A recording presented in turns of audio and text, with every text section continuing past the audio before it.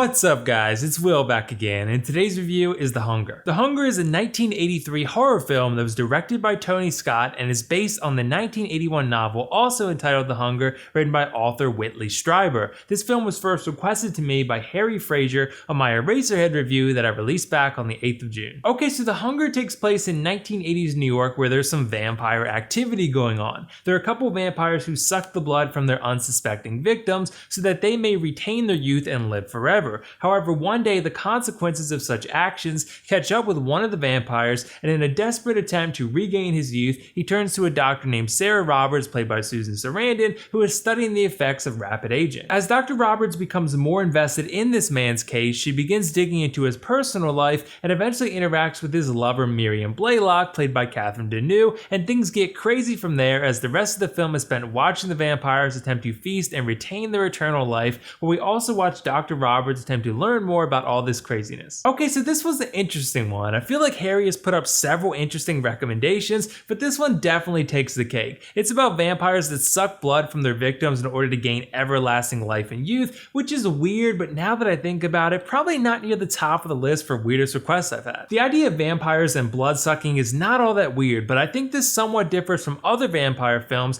especially in its imagery in terms of what the vampires actually look like and how they actually feed on their victims. From those perspectives, I think that The Hunger was actually pretty interesting because I think we've all seen a lot of vampire stories, but this one felt unique to me, which is definitely a good thing. I enjoyed my experience with The Hunger overall, but I do want to caution you that it can occasionally feel like a very campy experience. It's one that I never took incredibly seriously whether the film wanted me to or not. There are definitely moments that feel serious and the tone feels like it's going for a serious vampire drama story, and other scenes that definitely do the opposite in terms of how silly and over the top it all feels. I think if you never take this movie too seriously, you'll really enjoy it. If you're viewing The Hunger as a film that takes itself super seriously and tries to be this super serious vampire drama, then I think you're setting yourself up for disappointment. But if you watch The Hunger with the mindset that it's mostly silly, but has the capability of changing its tone fairly fluently, then I think you'll be much more satisfied. Because I found myself pretty invested in the three main characters despite there being very little development to them. Almost none whatsoever, honestly. I was invested in them because they're all three very well acted, especially David Bowie, who does a really great job here, but more importantly because the film does a good enough job keeping this story fairly isolated by having the three characters directly in contact with one another and hardly anyone else. This is one of the more reined in vampire films I've seen from a setting perspective. There's like one scene in the beginning where you get that true vampire vibe with lots of crazy looking people in sunglasses dressed in black and dancing to weird techno music, hence the campiness, but otherwise the film is designated to a couple different areas in New York City that don't look and feel overly vampirish. And in that way, it doesn't feel overly campy in terms of its setting. It feels different because you basically have a few vampires living in New York City and they look and act like normal people in a public setting, but they just suck people's blood in private. And that differs from a lot of films I've seen in the vampire genre because typically vampires look unusual and weird even in public. But here they don't. In private they do, in public they don't really. So it doesn't necessarily feel campy in terms of its setting like most vampire films do, but it does feel campy in terms of its story. The vampires are worried about their everlasting youth, and because of that, they have to feed every 7 days on unsuspecting humans, and typically the way they lure their victims in, or just the way they feed on them in general, feels a little laughable sometimes. It could be just because from a visual perspective, this movie doesn't really age well, because it feels as if some of the more vampiric scenes are just generally over the top and silly looking. There's a key moment when something bad happens to one of the main characters in the middle of like Act 2 or so, and I think after that point, things start to spiral out of control a tad. Not to the point where the film's horrible, but things get pretty out there, and unless you're looking for an unusual experience, which some of you probably are, let's be real, it'll probably get a little too weird for you. But this isn't to say there aren't some unusual scenes in earlier parts of the film as well, because there definitely are. This should be fairly obvious, but this is definitely not a film that you want to watch in the company of others